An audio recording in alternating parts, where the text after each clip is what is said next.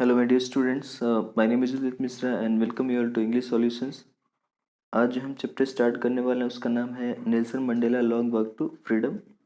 और ये जो चैप्टर है वो नेल्सन मंडेला की ऑटोबायोग्राफी है। और इस ऑटोबायोग्राफी में नेल्सन मंडेला ने एक खास तरीके की पॉलिटिकल सिस्टम को डिस्क्राइब किया है और उसके खिलाफ उन्होंने अपनी बहुत लंबी लड़ाई भी लड़ी थी। और उस पॉलिटिकल सिस्टम का नाम क्या था? अपार्थाइड। और इसके खिलाफ उन्होंने जो भी लड़ाई लड़ी और जो भी परेशानियों का उनको उनको सामना करना पड़ा, ये इन सारी चीज़ों के बारे में इस चैप्टर में क्या किया गया है, बताया गया है। तो अगर बात करें अपार्थाइड सिस्टम को लेकर के, तो ये एक ऐसा पॉलिटिकल सिस्टम था साउथ अफ्रीका में जिसमें कि लोगों के कलर एंड रेसेस के बिहाफ पे क्या किया जाता था, उनसे भेदभाव किया जाता था, उनको डिस्क्रिमिनेट किया जाता था।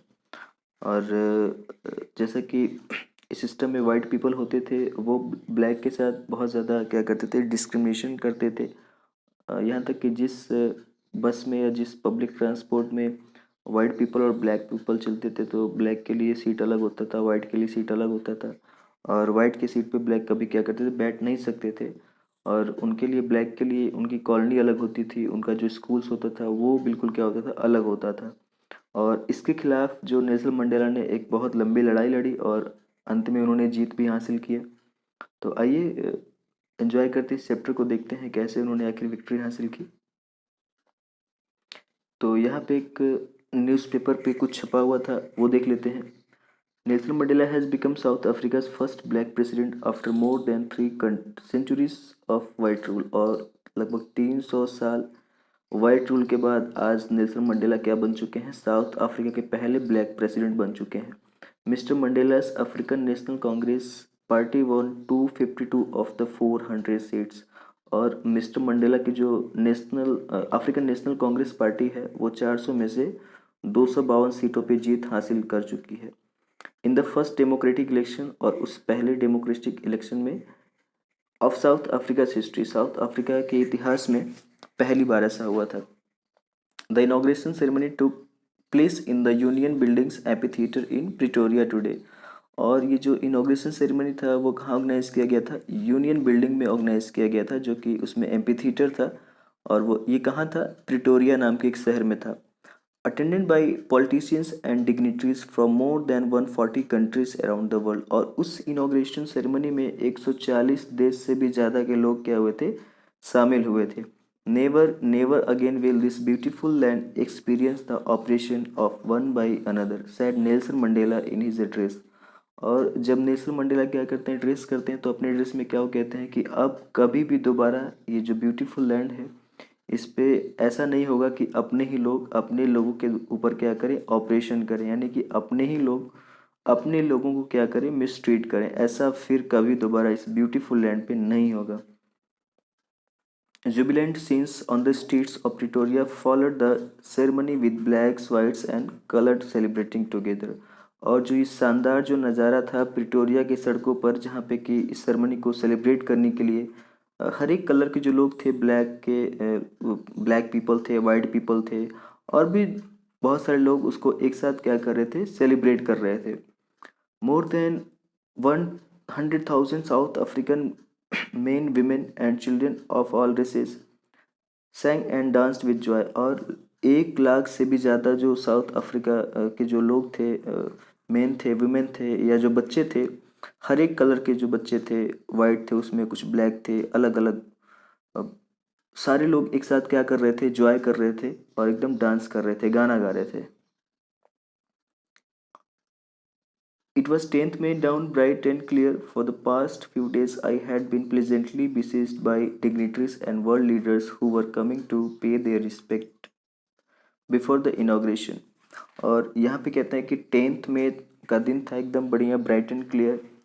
और पिछले कुछ दिनों से, for the past few days I had been pleasantly besieged, पिछले कुछ दिनों से मैं क्या था, एक बहुत ही प्लीजेंटली कुछ लोगों से घिरा हुआ था। और वो कौन से लोग थे? बाय डिग्निटरीज, बहुत सम्मानित व्यक्ति थे, एंड वर्ल्ड लीडर्स, और वो दूसरे जो वर्ल्ड लीडर्स थे, हु वर कमिंग टू पे देयर रिस्पेक्ट्स, और जो कि मुझे क्या करने के लिए, रिस्पेक्ट पे करने के लिए, मेरे प्रति सम्मान व्यक्त करने के लिए वो इनॉग्रेशन से पहले दूसरी कंट्री से आए हुए थे। The inauguration would be the largest gathering ever of international leaders on south African soil. और इस इनॉग्रेशन की बात करें तो ये सबसे बड़ा गैदरिंग इनॉग्रेशन होगा जिसमें कि इंटरनेशनल लीडर्स पहली बार साउथ अफ्रीकन सॉइल पे मिट्टी पर दूसरे देशों से इतनी बड़ी संख्या में आए होंगे। The ceremonies took place in the lovely sandstone amphitheater formed by the Union Buildings in Pretoria। और ये जो सेरेमनी था वो उस लवली सैंडस्टोन से बना हुआ जो एम्पी थिएटर था। और ये एम्पी थिएटर कहाँ बना हुआ था? Form by the union buildings, जो कि यूनियन बिल्डिंग से जुड़ा हुआ था ये, इन प्रिटोरिया, प्रिटोरिया नाम के शहर में। फॉर डिकेड्स, और इस बात करें तो दशकों तक, डिकेड्स मतलब दशक, दशकों तक this had been the seat of white supremacy. और ये जो जगह था यूनियन बिल्डिंग, वो दशकों तक यहाँ पे क्या कर रहे थे? वाइट पीपल क्या करते, रूल कर रहे थे। And now it was the site of rainbow gathering. और आज जो ये कैसा नज़ारा हो चुका है, एकदम रेनबो। यहाँ पे हर कलर के क्या है, लोग यहाँ पे शामिल हुए हैं, ऑफ डिफरेंट कलर्स, अलग अलग कलर के, एंड नेशंस, और दूसरे देशों से, अलग अलग देश से, for the installation of south Africa first democratic, और साउथ अफ्रीका के पहले डेमोक्रेटिक नॉन रेशियल गवर्नमेंट को एंजॉय करने के लिए अलग अलग देश से और अलग अलग जाति के, अलग अलग कलर के जो लोग हैं यहाँ पे, सब लोग क्या हुए, एकत्रित हुए हैं इसको एंजॉय करने के लिए। On that lovely autumn day I was accompanied by my daughter Janani. और उस दिन, उस खूबसूरत दिन मैं क्या किया कि अपने बेटी जेनानी के साथ उस इनाग्रेशन में पहुंचा। On the podium mister de Klerk was first sworn in as second deputy president. और पहली बार किसको बुलाया गया वहाँ पे पोडियम पे? मिस्टर डे क्लार्क को बुलाया गया, जो कि सेकेंड डिप्टी प्रेसिडेंट के लिए शपथ लेने वाले थे। Then Thabo mbeki was sworn in as first deputy president. उसके बाद दूसरे नंबर पे थाबो mbeki को बुलाया गया, जो कि फर्स्ट डेप्यूटी प्रेसिडेंट के लिए चुने गए थे।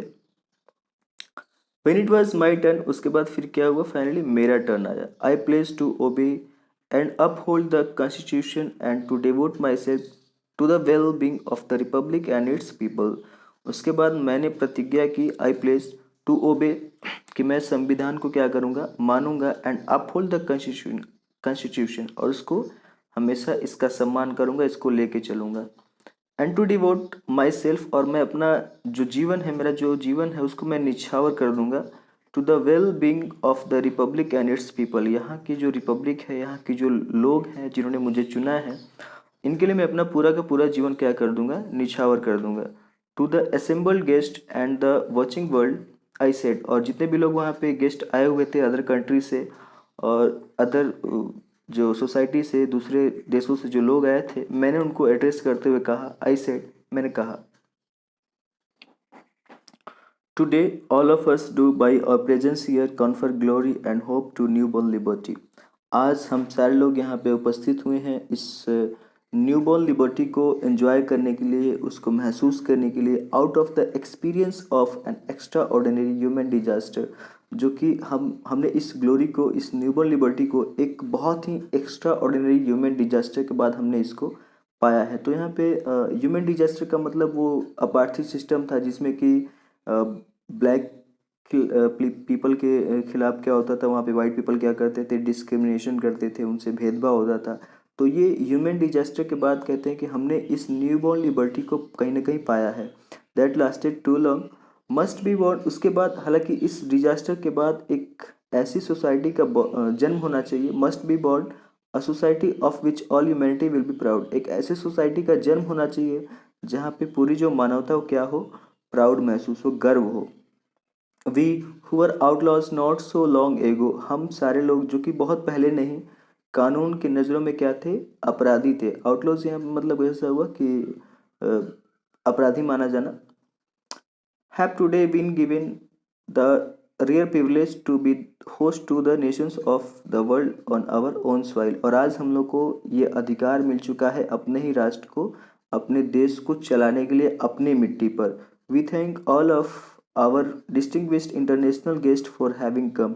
हम अपने सारे गेस्ट, इंटरनेशनल गेस्ट जो कि यहाँ पे आए, उनके लिए, उनको धन्यवाद देते हैं इसके लिए। टू टेक पोसेशन, और यहाँ पे खड़े होने के लिए, विद द पीपल, किसके साथ?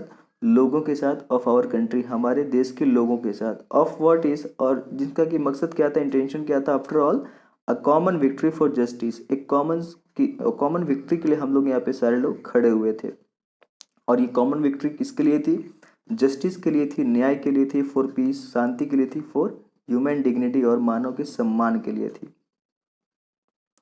We have at last achieved our political emancipation, और अंत में हमने अपना जो पॉलिटिकल इमेंसिपेशन है, जो हमारा राजनीतिक फ्रीडम है, हमने उसको क्या कर लिया है? अचीव कर लिया, प्राप्त कर लिया है।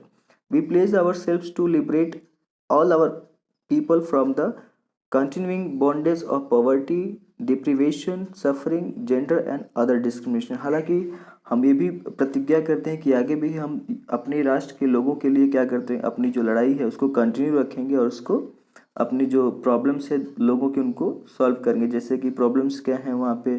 पॉवर्टी की प्रॉब्लम है, गरीबी की समस्या है, डिप्रीवेशन है यानी कि कमियां हैं, और सफरिंग यानी कि परेशानी भी लोगों को बहुत ज़्यादा है, और भी जो दूसरे डिस्क्रिमिनेशन है जैसे कि जेंडर एंड अदर डिस्क्रिमिनेशन, इसके खिलाफ भी लड़ाई हमारी कंटिन्यू यानी जारी रहेगी।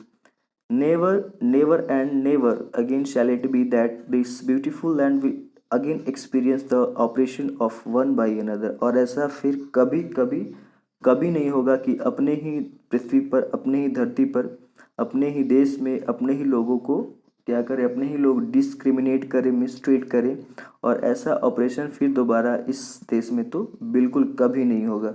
The sun shall never set on so glorious a human achievement, और मानव की उपलब्धियों पे जो संसार का जो सूरज है वो कभी क्या होना चाहिए, वो जो कभी अस्त नहीं होना चाहिए।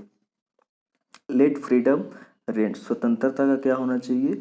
फ्रीडम का राज होना चाहिए। God bless Africa, God bless Africa, और अफ्रीका को भगवान क्या करे? आशीर्वाद दे। So guys, this was the first part of this chapter, and very soon we will complete the second one, so stay tuned.